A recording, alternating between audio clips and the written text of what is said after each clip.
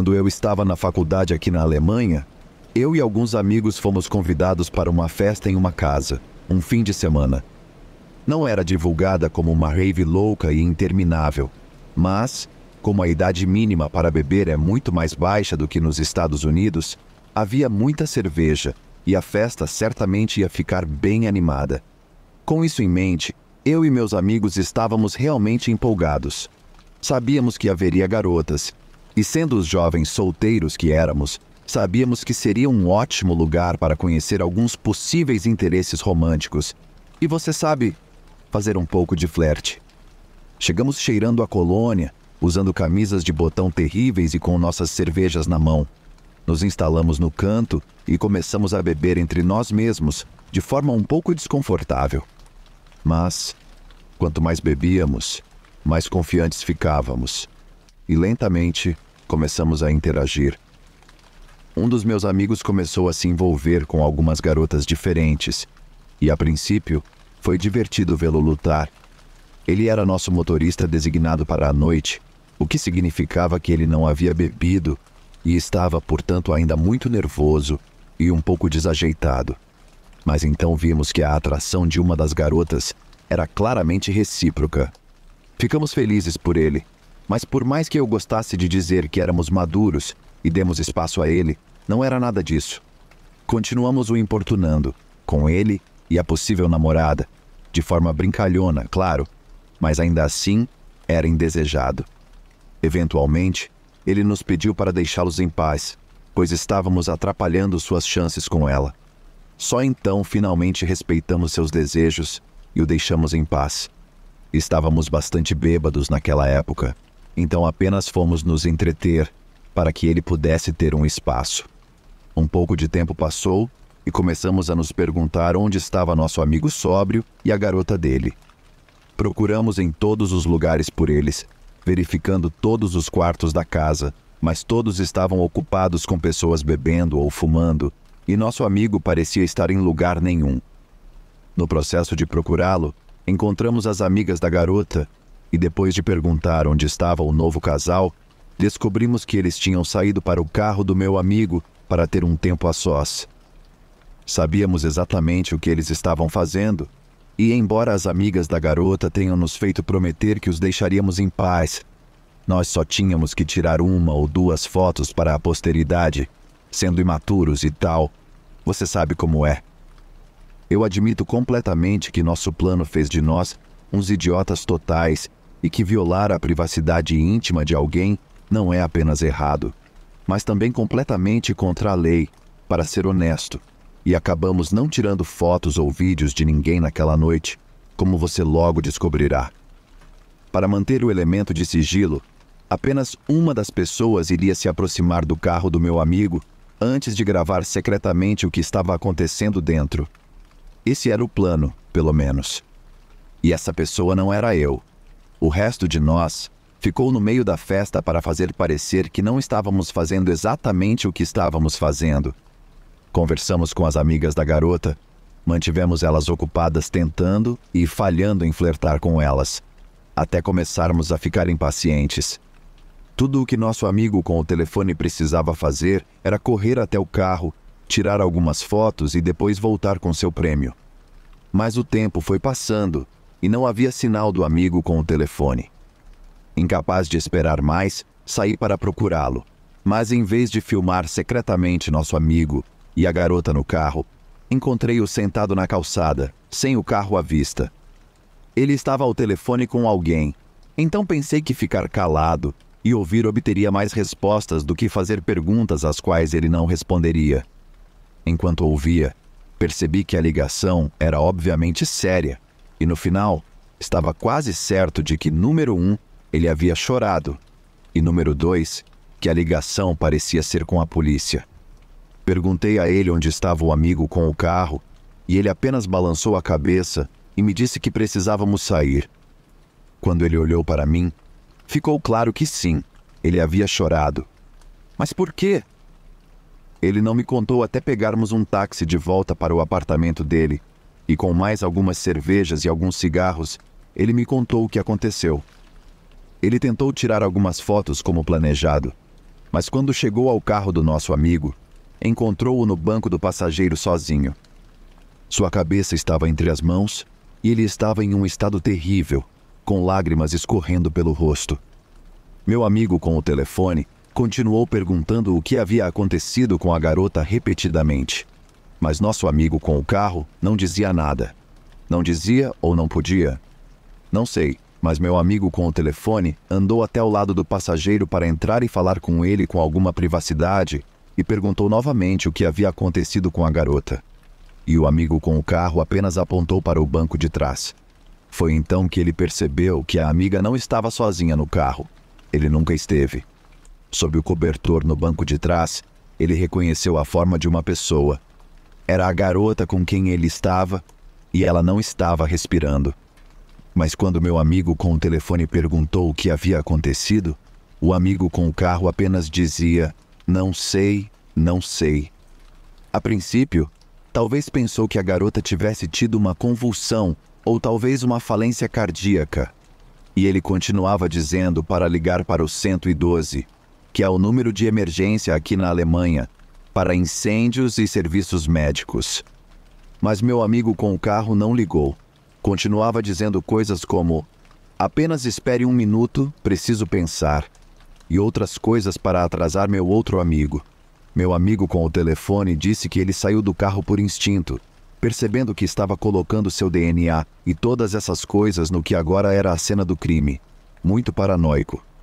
Não havia outra razão para ele se recusar a ligar para o número de emergência ou tentar atrasar de qualquer forma, ou porque ele cobriu o corpo dela em vez de apenas correr para pedir ajuda, ou talvez até tentar tirá-la de lá. Meu amigo com o telefone então disse ao outro para sair do carro, mas ele não queria. Ele simplesmente ligou o motor de repente e saiu antes que meu amigo pudesse impedi-lo.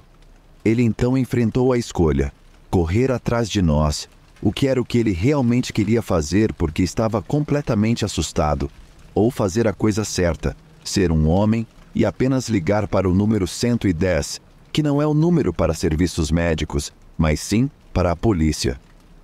Mais tarde, descobrimos que o amigo com o carro havia, de alguma forma, sufocado a garota, embora nunca tenhamos descoberto exatamente como. Ele planejava dirigir até o rio Main para tirar sua própria vida e esconder o que havia feito, mas não conseguiu seguir em frente e foi encontrado pela polícia e posteriormente preso. Ele se declarou culpado de tudo para tentar obter o menor tempo possível de prisão. E por um tempo, foi uma grande história, mas agora, para a maioria das pessoas, é uma memória meio esquecida. Quando eu me lembro disso, minha mente sempre parece se voltar para uma coisa específica que meu amigo disse quando estava em seu apartamento depois. Ele disse que perceber que estava sentado no carro com um corpo morto, assim como o próprio assassino, foi a sensação mais assustadora que ele já havia sentido. É o tipo de momento que superaria a lista de momentos mais assustadores da vida de qualquer pessoa. Mas ele disse que, apenas segundos depois, ele enfrentou algo que era, de alguma forma, ainda mais aterrorizante para ele. Ele estava aterrorizado com a ideia de que uma das amigas da garota morta iria perguntar a ele onde ela estava e como ele não seria capaz de responder. Eu apenas tentei ser o melhor amigo que pude para ele e afastá-lo da festa antes que seu maior medo se tornasse realidade. Mas também entendo o quão egoísta foi da nossa parte não avisar ninguém sobre o que havia acontecido. Aquelas garotas poderiam ter continuado a festa por um tempo, sem saber que uma de suas amigas próximas havia se ido para sempre.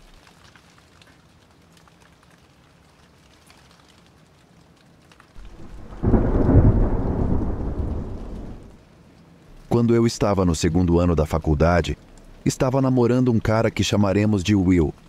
E não vamos dar muitos detalhes sobre ele, por razões que se tornarão óbvias à medida que a história avança. Quando nos conhecemos, ele era um calouro e não poderíamos ser mais diferentes. Vínhamos de lados opostos do país. Ele era estudante de letras, enquanto eu estudava biologia molecular. Ele era super extrovertido e meio cérebro direito. enquanto eu era tímida, introvertida e muito o oposto dele. Honestamente, fico impressionada que tenhamos nos envolvido, mas aconteceu. Ele conseguiu meu número e quase me arrependo de tê-lo dado, porque ele tentou algumas cantadas realmente péssimas. Mas no fim, ele me convenceu a sair com ele. Namoramos durante o resto do ano acadêmico, nos visitamos durante o verão e pelas festas de fim de ano, ele se tornou meu primeiro namorado sério. Fomos muito felizes, realmente felizes, até pouco depois do ano novo, quando percebi uma mudança repentina em seu comportamento. Como mencionei, Will era um otimista crônico e muito sociável. Ele sempre queria ver e fazer coisas, enquanto eu era totalmente caseira. Então comecei a notar que ele parecia cada vez mais contente em ficar trancado em seu dormitório, completamente sozinho. Isso imediatamente me pareceu estranho. Nosso segundo ano significava que nossos estudos começaram a intensificar, e o tempo que passávamos sozinhos juntos estava meio escasso. Não me importava apenas passar o tempo no dormitório com ele, mas às vezes chegava lá, e ele tinha acabado de sair da cama. Isso definitivamente não era como ele costumava ser, e ainda mais, ele parecia cada vez mais mal-humorado e frio comigo. Uma vez, cheguei lá e tudo o que ele fez durante a primeira meia hora foi jogar um jogo estúpido, mal reconhecendo minha presença até que o jogo terminasse. Quando ele não conseguia entender por que eu estava brava, eu fiquei ainda mais irritada e ele saiu para tomar seu primeiro banho do dia às 7:30 da noite. Enquanto ele estava no banho, meu telefone deu uma notificação de bateria baixa, então fui procurar um cabo de carregamento. Will tinha o mesmo telefone que eu, e ele tinha um cabo velho jogado por aí, então quando não consegui encontrar o cabo no emaranhado de fios atrás de sua mesa, e ao procurar nas gavetas, encontrei uma garrafa meio cheia de pílulas com a palavra Vivance escrita no rótulo. Ele obviamente estava tomando essas pílulas, mas eu não sabia que ele tinha algum tipo de condição ou algo assim. Rapidamente procurei o nome no Google para ver para que serviam. O primeiro resultado foi algo como: Vivance é um medicamento para déficit de atenção. E eu realmente não sabia que Will tinha déficit de atenção, mas isso não foi o que chamou minha atenção. O que me chamou a atenção foram os efeitos colaterais: alucinações, paranoia, depressão, pensamentos prejudiciais, você nomeia, e Vivance listava isso como um efeito colateral de consumo excessivo.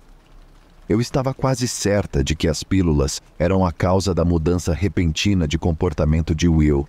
Então, naturalmente queria intervir, mas também não queria inflamar ainda mais as tensões que já existiam entre nós.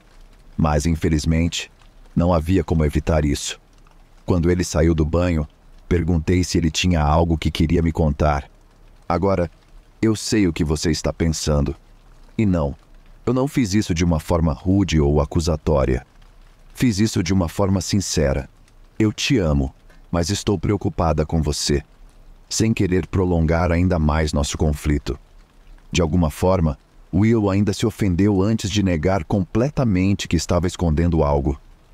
Tentei novamente, dando a ele uma chance para conversarmos sobre o Vivance, sem eu estar remotamente brava ou julgadora. Mas novamente, ele negou que estava escondendo algo de mim.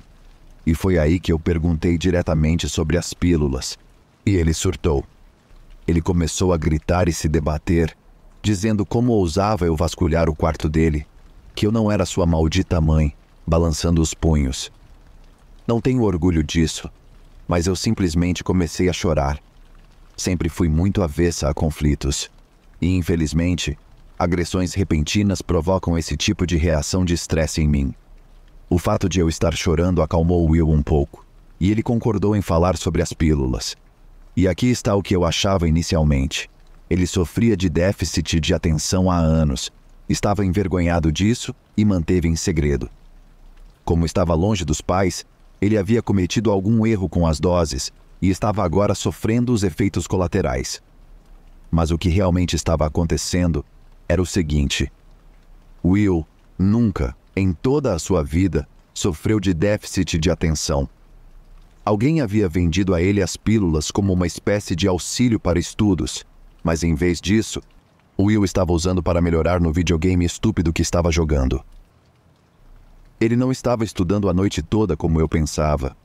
Ele estava gastando seu tempo trocando insultos com crianças de verdade. Não conseguia esconder o quanto estava brava. Nunca ouvi nada tão irresponsável em toda a minha vida. Eu deveria tê-lo terminado ali mesmo, mas eu o amava, vai entender. Para o crédito de Will, ele admitiu que o que estava fazendo era extremamente burro e pediu desculpas por me preocupar tanto. Ele então tirou a garrafa de Vivance da gaveta e despejou as pílulas restantes no vaso sanitário e as jogou fora.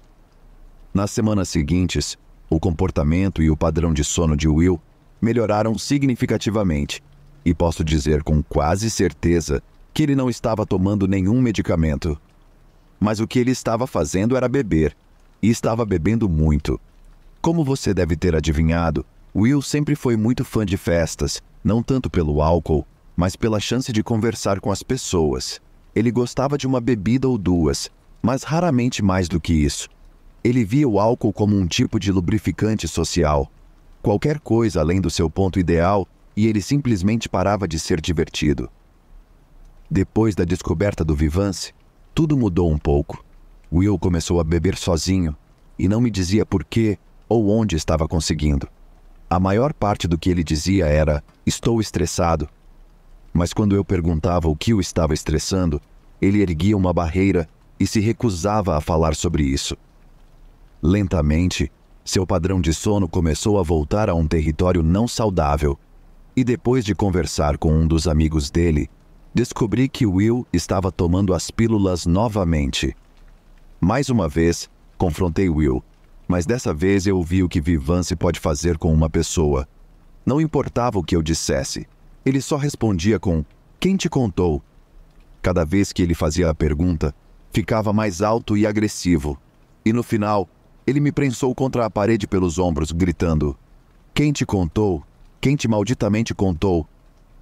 As lágrimas estavam escorrendo pelo meu rosto, e ele não se importava. Ele apenas continuava gritando até aceitar que eu estava em condições de não falar. Naquele momento, eu não pensei que pudesse ficar mais assustada com ele, e ele logo me provou que eu estava errada. Will começou a andar de um lado para o outro enquanto eu me sentava, abaixando a cabeça para esconder meu rosto. Os únicos sons reais eram seus passos e meus soluços. Mas de repente, Will parou em seco. Ele começou a olhar para a parede do dormitório vizinho e começou a bater nela com o punho enquanto gritava, cala a boca! Cala a boca! Cala a boca!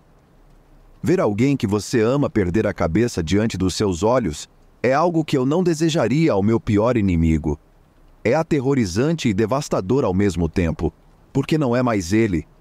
Quase consigo simpatizar com meus ancestrais que acreditavam que essas pessoas estavam possuídas por demônios. Eles estão certos de certa forma, porque eles não estão no controle de si mesmos. Algo mais está no comando. Eu estava com medo demais para perguntar a Will o que ele podia ouvir que eu não conseguia, porque a resposta não importava, não realmente. Depois disso, entrei em contato com a mãe de Will.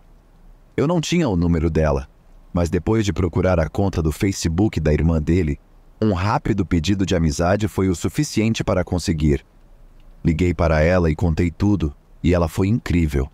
Agradeceu por eu me importar, garantiu que ela tomaria conta e prometeu que ficaria em contato com qualquer novidade. Um dia se passou e a mensagem de meu amor, espero que esteja bem. Para Will, ficou sem resposta.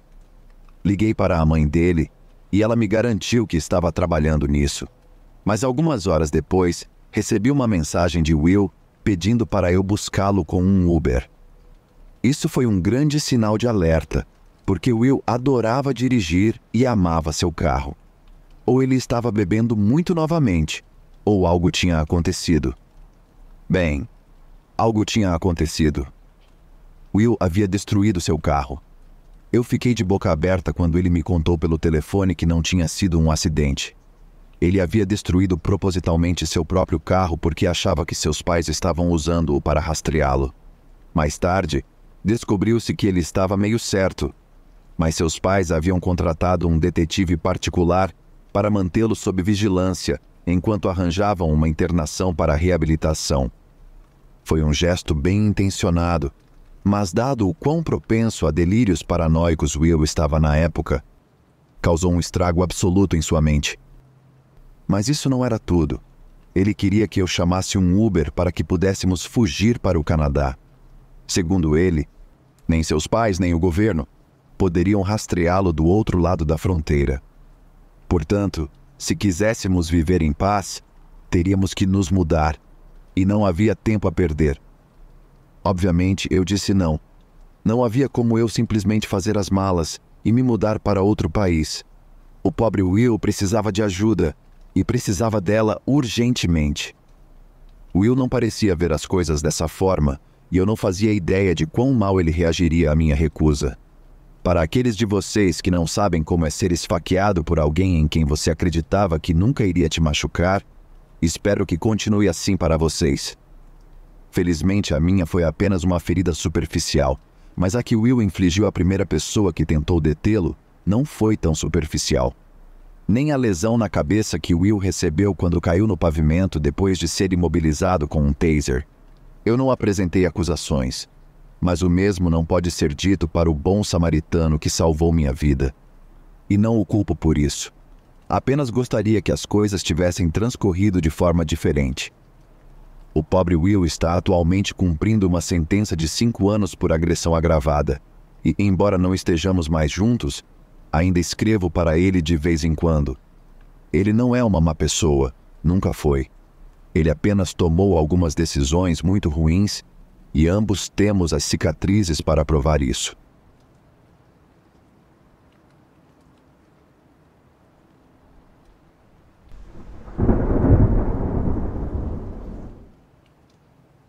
Quando eu estava fazendo meu mestrado, morava em uma casa alugada com uma amiga de faculdade. Ela trabalhava em tempo integral enquanto eu fazia bicos em uma cafeteria local, o que significava que ela conseguia cobrir suas despesas com facilidade, enquanto meu salário só cobria metade do aluguel. Ela sempre esteve ok em me apoiar nesse sentido. Ela basicamente pagava por tudo, enquanto eu apenas contribuía ocasionalmente com as compras. Às vezes, me sentia um completo vagabundo, mas ela sempre me animava e explicava que eu pagaria por coisas chiques quando tivesse um emprego de alto salário. Ela foi uma amiga incrível para mim dessa forma, e vivemos assim por quase 2 anos. Até que um dia, ela me chamou para uma conversa. Ela se apaixonou e planejava se casar. O problema era que eles se conheceram online e o cara morava em Sacramento. Eles já tinham discutido a situação de moradia, e ele deixou claro que não poderia se mudar devido à saúde ruim da mãe. Depois de pensar por 1 semana ou 2, ela decidiu se mudar para a Califórnia para ficar com ele. Eu estava feliz por ela, não me entenda mal. Parecia completamente insano a princípio, mas quanto mais conversávamos, mais ficava claro que ela estava louca por ele. E pelo que ela me contou, eu não podia culpá-la. Parecia ser o cara certo, e por mais triste que eu estivesse em vê-la partir, sabia que ela era capaz de se cuidar. Mas então surgiu o problema do aluguel. Não havia como eu conseguir horas suficientes para cobrir todos os custos, pelo menos não completamente.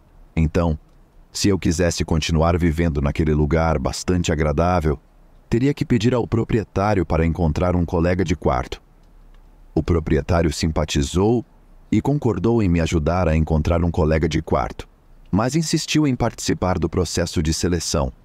Obviamente, esse é o direito dele, e eu confiava que ele encontraria alguém confiável e tranquilo, mas ainda estava um pouco nervoso com o processo de viver com um total estranho. Algumas semanas se passaram. Minha velha amiga de faculdade se mudou, e eu estava apenas esperando que o proprietário entrasse em contato sobre o meu novo colega de quarto. Eu mandei uma mensagem para ele sobre isso, e ele respondeu algo como, quase em reunião com os candidatos, deve ouvir de mim nos próximos dias. Já estava tudo acordado que eu continuaria pagando 50% do aluguel, caso o proprietário não encontrasse ninguém antes do próximo vencimento. Então, Eu não estava preocupado com o prazo ou qualquer coisa do tipo. Eu apenas relaxei. Continuei com meu trabalho e estudos e esperei para conhecer meu novo colega. Alguns dias depois, como o proprietário havia dito, há uma batida inesperada na porta da frente. Do lado de fora, na entrada, estava um cara bem simples, com cerca de 30 a 40 anos, com caixas debaixo de cada braço, um grande sorriso no rosto e me chamando pelo nome ao se apresentar como meu novo colega de quarto. Eu fiquei um pouco surpreso porque o proprietário não havia me dado nenhum aviso prévio sobre a mudança de alguém, mas como isso se encaixava no prazo que ele havia dado de alguns dias, e o cara parecia me conhecer pelo nome, imaginei que era tudo legítimo. Deixei a porta aberta enquanto ele começava a mover algumas das caixas menores de um caminhão U-Haul que estava do lado de fora. Enquanto ele fazia isso sozinho, eu fui até a cozinha para ligar para o proprietário. Eles não atenderam o telefone, então eu deixei uma mensagem e voltei ao que estava fazendo. O próximo som que ouvi foi o de uma furadeira vinda do andar de baixo. Fui ver o que estava acontecendo, me perguntando por que o cara precisaria de uma ferramenta elétrica para mover suas coisas. E não era o cara de fato, era um chaveiro, e eles estavam trocando as fechaduras. Eu fiquei um pouco surpreso, mas quando o chaveiro me disse que tinha uma nova chave pronta para mim e que ele havia sido contratado pelo proprietário por causa do novo inquilino, eu apenas acenei com a cabeça e voltei ao que estava fazendo. Somente depois que o cara havia movido todas as coisas e havia uma nova fechadura na porta da frente, o proprietário conseguiu voltar para mim. Não por negligência, mas sim por estar ocupado. Eu perguntei se eles haviam escolhido um colega de quarto e eles disseram que sim, que ele estaria lá nos próximos dias para se mudar. Eles ainda não haviam pego a chave, mas me avisariam assim que o fizessem, para que eu soubesse quando esperá-lo. Lembro-me de ter congelado por um momento, como se dissesse, "Oh, não", e então perguntei ao proprietário se eles tinham trocado as fechaduras. Quando eles responderam com um confuso "não", eu quase deixei escapar todo o ar do meu corpo, e ao longo dos próximos minutos, estabelecemos o que deveria ter sido óbvio desde o início. Um completo estranho havia se mudado para a casa comigo, e o proprietário não tinha absolutamente nenhuma ideia de quem era essa pessoa. Concordamos que eu deveria chamar a polícia e fazer com que o cara fosse preso por invasão de propriedade. E embora isso tivesse me assustado muito no começo, o fato de ele saber meu nome nos deu uma grande pista sobre quem ele era. O proprietário havia mencionado meu nome para vários dos candidatos em potencial, um dos quais era um homem por volta de 40 anos, que soava muito como o cara que havia invadido minha casa de forma tão descarada. O proprietário achava que o nome dele era Brad, ou algo assim, e ele não era nenhum favorito para se mudar. Mas aparentemente, Brad havia decidido tomar a iniciativa de fazer isso. Quando a polícia chegou, eu esperava que eles entrassem, prendessem o cara e o arrastassem para fora pelos braços. Afinal, ele não tinha nenhuma evidência de que morava ali, e eu estava pronto para colocar o proprietário ao telefone para provar isso. Mas então, a polícia entrou no quarto dele, conversou com ele por 20 minutos e depois saiu parecendo exausta. Brad havia mostrado a eles um contrato assinado por ambas as partes, o que, do ponto de vista deles, fazia parecer que tudo estava absolutamente em ordem. Eu disse a eles que era impossível, que qualquer documento que ele houvesse mostrado deveria ser falso, mas eles explicaram que não era papel deles julgar. Além disso, todas as questões legais tinham que passar pelo proprietário, não por mim. Então, mais uma vez, eu tive que apenas esperar enquanto esse total estranho, um óbvio psicopata, dormia a poucos metros de mim, do outro lado da parede. Os problemas começaram quase imediatamente, sendo o primeiro a recusa dele em pagar pelas utilidades. Isso resultou em ficarmos sem energia elétrica por um dia inteiro, até que eu implorasse a amigos e familiares por alguns reais aqui e ali, até que eu finalmente consegui dinheiro suficiente para ligar as luzes novamente. Enquanto isso, Brad, eu honestamente nunca descobri o nome dele, apenas se acomodou e fez um show de dizer: Não há nada que você possa fazer para me fazer sair daqui. Novamente, você pensa que uma vez que provássemos que o contrato dele era falso, a polícia simplesmente viria e o prenderia. Mas depois de viver em um lugar por um certo tempo, a lei da cidade afirma que ele é legalmente um inquilino, o que significa que você não pode simplesmente jogá-lo para fora. Você precisa obter um aviso de despejo, o que novamente leva tempo, e enquanto isso, o proprietário está perdendo dinheiro e eu estou perdendo a cabeça. Parecia que teríamos que viver assim também, em uma espécie de pesadelo legal e social para o futuro próximo. Mas, no final das contas, tivemos uma sorte. Bem, sorte de algumas maneiras e azar de outras. Houve um longo e lento desenvolvimento até que, eventualmente, eu comecei a gritar com Brad e a ficar na cara dele. E ele me bateu. E ele me bateu tão forte que realmente fez sangrar, o que finalmente foi o que eu precisava para realmente fazer com que ele fosse preso. E nesse tempo, eu e o proprietário entramos em ação.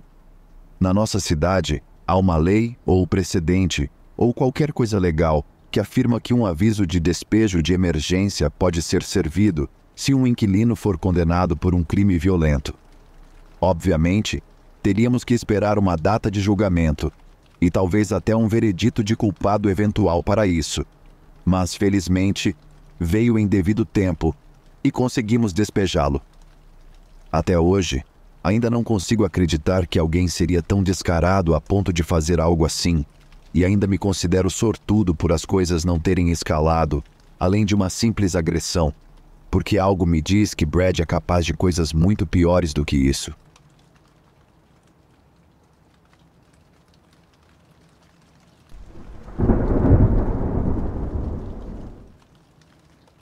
Meu nome é Tom e gostaria de compartilhar uma história dos meus dias de faculdade. Como você pode imaginar, não é uma história muito agradável, mas eu gostaria de pensar que é algo de que outras pessoas possam tirar alguma lição, talvez uma lição de vida ou algo assim. Eu era bastante selvagem na faculdade. Você não pensaria isso se olhasse para mim, mas é verdade. Eu me saí bem no meu primeiro ano, tentei manter a cabeça no lugar e focar nos estudos, mas depois o estilo de vida de festas do segundo ano me atingiu com força. Eu também sempre parecia um pouco mais velho do que eu era, então, embora ser identificado como menor de idade fosse o padrão no campus, se eu fosse para a cidade, poderia comprar uma garrafa de cerveja quase em qualquer lugar. E isso não ajudava em um equilíbrio saudável entre estudo e festas. Eu regularmente me via forçado a caminhar para casa de algum bar às 2 da manhã, tendo gasto todo o meu dinheiro em doses, sem carregar o telefone para chamar um táxi. Uma pessoa normal poderia passar por isso uma vez, mas comigo aconteceu pelo menos meia dúzia de vezes que me lembro.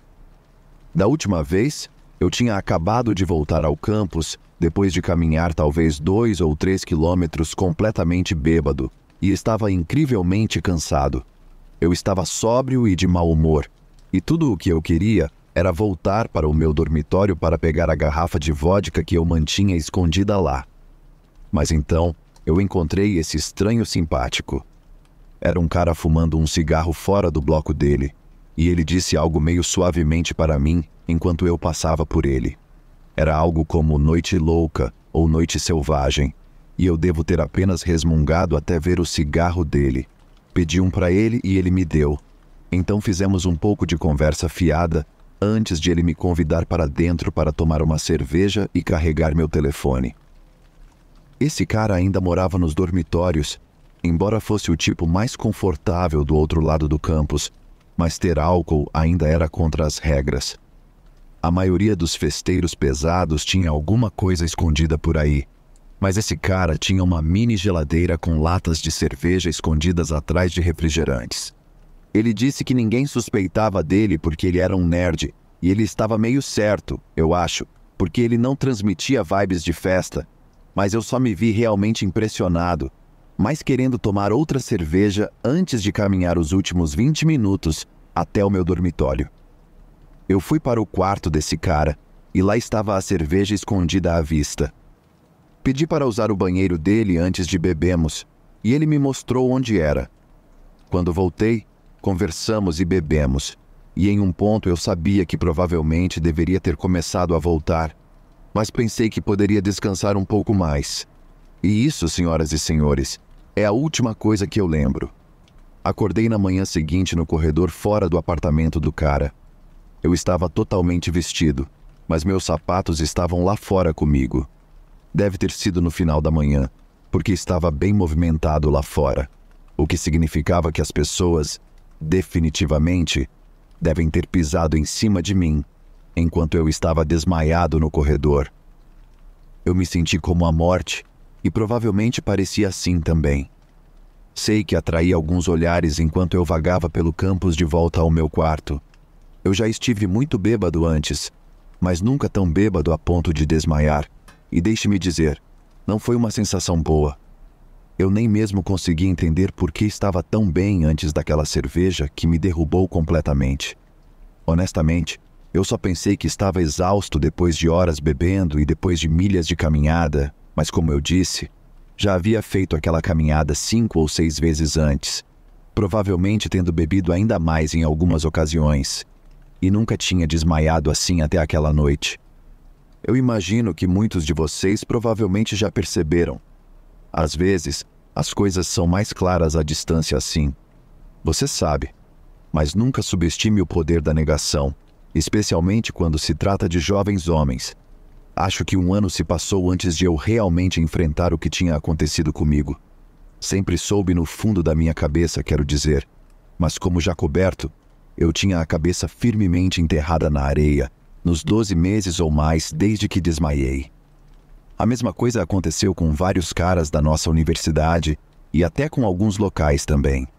Eles estavam caminhando para algum lugar tarde da noite, encontraram um tipo de estranho que ofereceu cerveja, ou talvez carregar o telefone, ou o que quer que precisassem naquele momento. Eles foram para o apartamento do cara, ou entraram no carro dele, ou o que quer que fosse. E ele ofereceu uma bebida, e então, bum, eles acordam horas depois sem memória dos eventos da noite.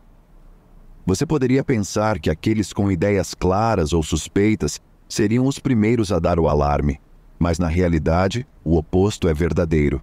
Quanto mais ideia eles tinham do que aconteceu, mais compartimentalizavam, permitindo que nosso aparentemente simpático estranho escapasse com seus crimes por um longo tempo.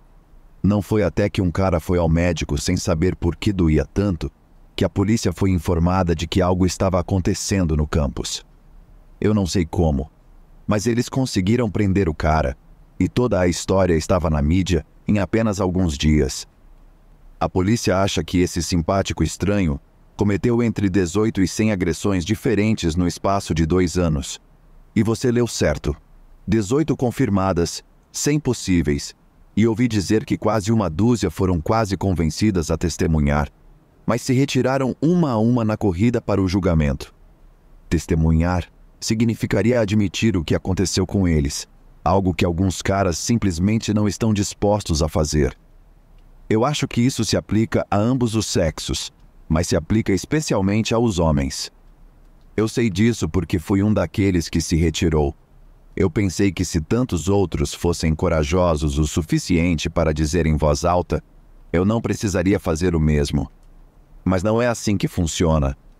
O simpático estranho que me convidou para o quarto dele naquela noite recebeu mais de 500 anos de prisão devido às 18 acusações separadas das quais foi condenado, além de vários outros crimes incluídos também. Foi uma boa notícia para a maioria, mas para mim significou enfrentar o que havia acontecido comigo, o que, honestamente, tem sido a coisa mais difícil que eu já tive que fazer. Desde então, trabalhei com uma organização chamada One in Six, nome dado porque, estatisticamente, 1 em cada 6 homens será assaltado ou violado de alguma forma em algum momento de suas vidas. Mas devido a quão pouco falamos sobre isso, você pensaria que o número é muito, muito menor. Bem, não é. E se os problemas que eu acabei de discutir afetam algum dos seus ouvintes, eu recomendo fortemente que eles visitem site OneSix. Há muitos conselhos e informações lá.